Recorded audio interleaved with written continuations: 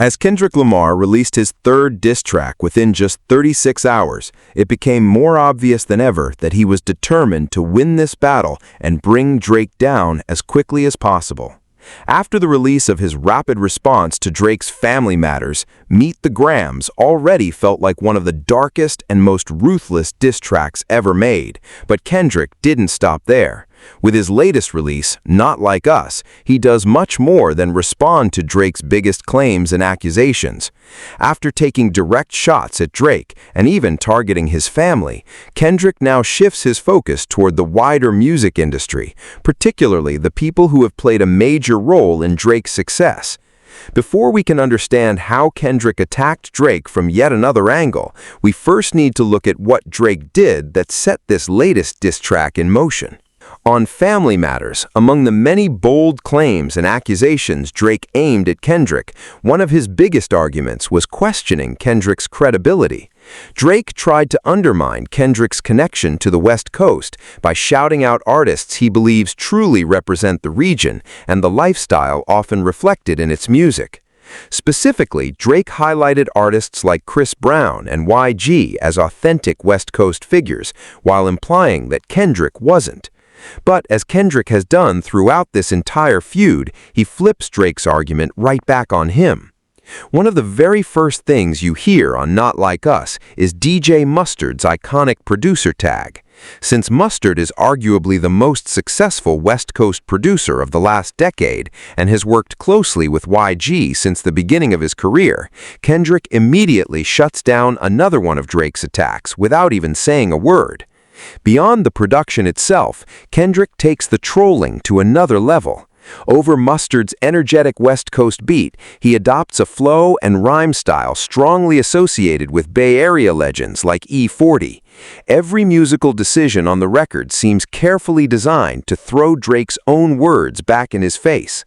With all of these elements working together, Kendrick puts himself in the perfect position to attack Drake from every possible angle. What's even more impressive is the timing. Less than 24 hours earlier, Kendrick had released a track that was genuinely chilling because of its deeply personal writing and eerie production. Yet here, he completely changes direction, proving just how versatile he is by delivering his insults over a classic West Coast anthem instead. When it comes to the lyrical content, Kendrick wastes no time picking up exactly where he left off. He doesn't simply mock Drake for appearing to be on the defensive, he attacks him through even more shocking angles that don't just reinforce existing criticisms, but encourage listeners to view Drake in an entirely different light. To showcase every aspect of his lyrical ability, Kendrick gives this diss a far more humorous tone than his previous releases. Instead of sounding purely angry or vengeful, he uses comedy as another weapon. That shift suggests two things. First, Kendrick appears increasingly confident that he's winning this battle.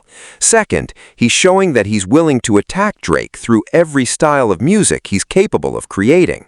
That deserves credit, because in rap battles where the pressure reaches this level, even the greatest MCs usually rely on the style they're most comfortable with. Kendrick, however, keeps pushing the boundaries of what a diss track can sound like. Despite the more playful production, the first half of the song deals with extremely serious accusations. Once again, Kendrick brings attention to Drake's controversial history involving young women. Through unforgettable punchlines and creative wordplay, he repeatedly paints Drake and those around him as strange and unsettling figures. The result is a version of Kendrick's criticism that feels much lighter on the surface, while remaining just as damaging underneath.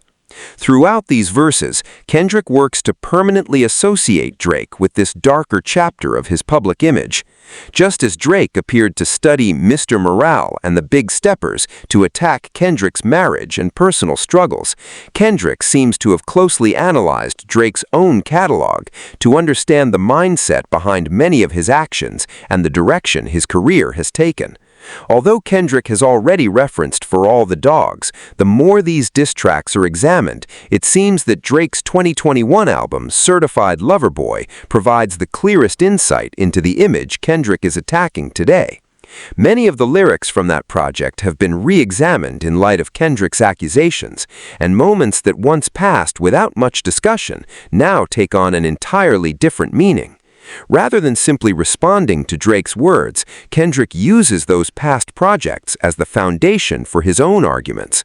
He even mocks the legacy of Certified Lover Boy by calling himself the Certified Boogeyman, turning Drake's own branding into a symbol of his expected defeat. He doesn't stop there either.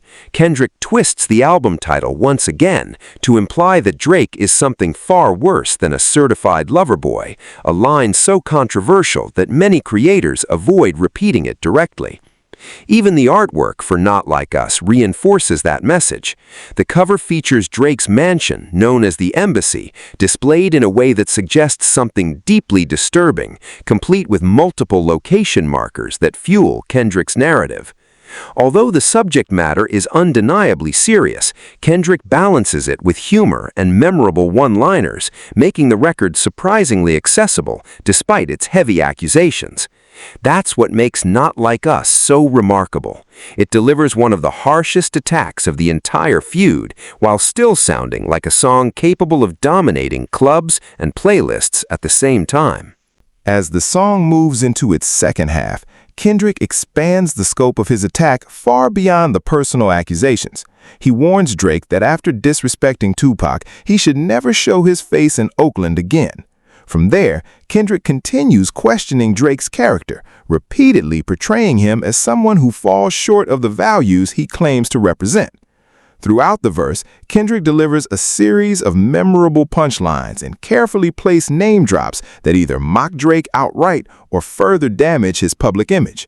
One of the biggest moments comes when Kendrick references Drake's relationship with his longtime mentor, Lil Wayne. He brings up the long-discussed controversy surrounding Drake's involvement with Wayne's girlfriend while Wayne was incarcerated, using it as another example to challenge Drake's loyalty.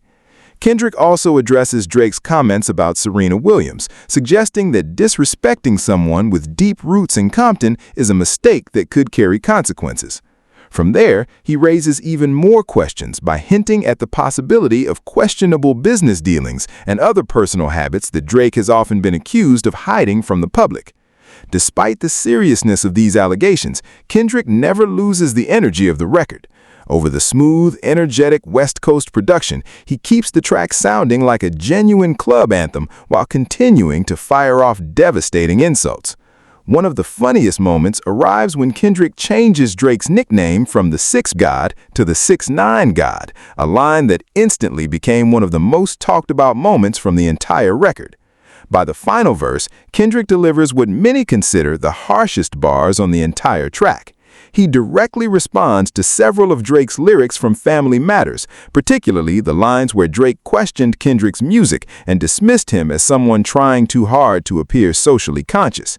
Instead of responding emotionally, Kendrick turns the conversation into a history lesson.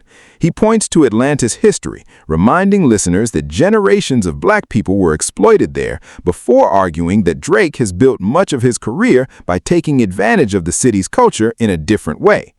Kendrick specifically names artists such as Future, Lil Baby, 21 Savage, Young Thug, Quavo, and 2 Chainz, arguing that Drake benefited from their influence, adopted elements of their sound, and used those connections to strengthen his own credibility within hip-hop. Looking at Drake's career through that lens, Kendrick delivers one of the defining lines of the entire feud. "You not a colleague, you a colonizer." With that single statement, Kendrick completely flips Drake's narrative.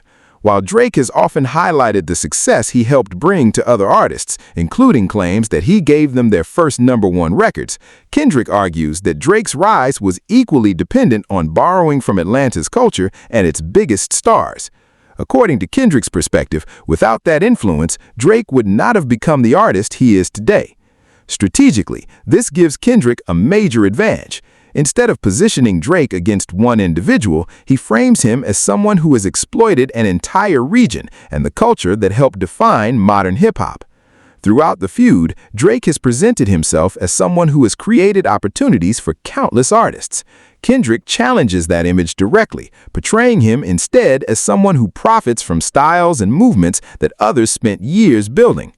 By the end of the song, Kendrick has expanded the battle far beyond simple diss records. He isn't just responding to Drake's lyrics anymore. He's challenging Drake's reputation with the public, questioning his relationships within the music industry, and forcing listeners to reconsider the foundation of his success.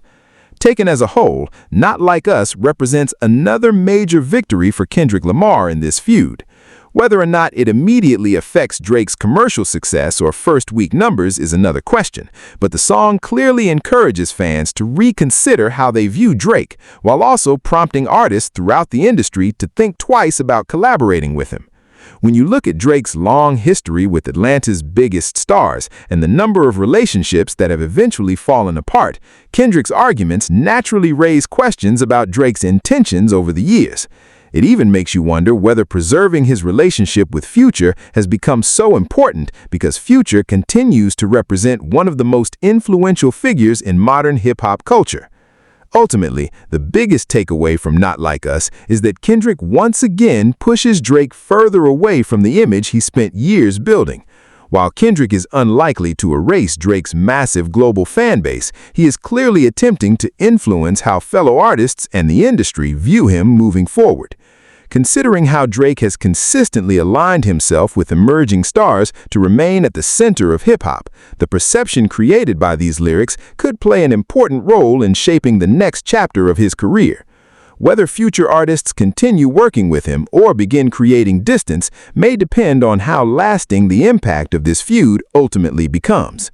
With a record that manages to deliver layered criticism while still functioning as an incredibly catchy West Coast anthem, Kendrick Lamar raises the level of this battle once again. At this point, Drake has multiple major diss records to answer, and only time will tell whether he can recover from the momentum Kendrick has built, or whether this battle has already slipped too far out of reach. Let me know what you think about Not Like Us, the pressure Kendrick continues to put on Drake, and whether you believe this strategy could permanently affect Drake's image and career. And if you want to dive deeper into how Kendrick and Drake reshaped modern hip-hop with two of the most explosive diss records released within hours of each other, be sure to check out the next video here on Hip Hop Prime.